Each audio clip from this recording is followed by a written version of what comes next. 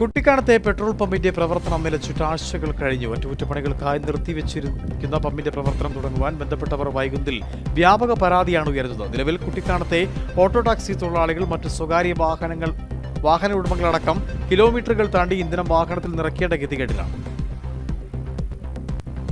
കുട്ടിക്കാനത്ത് ഒറ്റ petrol pump മാത്രമാണുള്ളത്.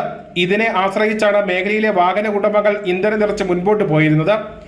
എന്നാൽ കഴിഞ്ഞ ഏതാനും ആഴ്ചകളായി ഈ പമ്പ് പ്രവർത്തിക്കുന്നില്ല. അറ്റകുറ്റപ്പണികൾ നടക്കുന്നതിനാലാണ് പമ്പിന്റെ പ്രവർത്തനം താൽക്കാലികമായി നിർത്തിയതെന്ന അറിയിപ്പും പമ്പിന് മുന്നിൽ സ്ഥാപിച്ചിട്ടുമുണ്ട്.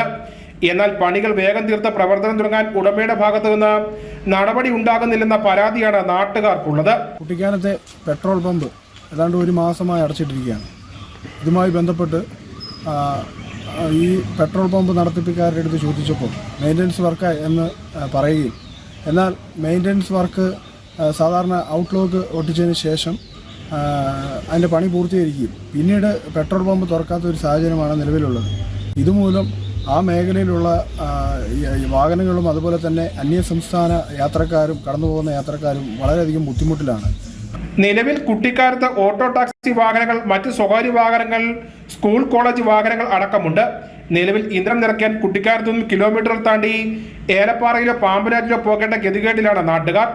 ഇതോടൊപ്പം നിരവധി വിനോദസഞ്ചാരികളുടെ അടക്കം വാഹനങ്ങളും ഇതുവഴി കടന്നു പോകുന്നുണ്ട്. ഇവർക്കും പമ്പിന്റെ പ്രവർത്തനം ഇല്ലാത്തത് പ്രതിസന്ധി ഉണ്ടാക്കുന്നുണ്ട്. ബന്ധപ്പെട്ടവരുടെ നേതൃത്വത്തിൽ പമ്പിന്റെ പ്രവർത്തനം ഉടൻ തുടങ്ങാൻ നടപടി ഉണ്ടാക്കണമെന്ന ആവശ്യം ശക്തമാണ്. News bureau, Peermade.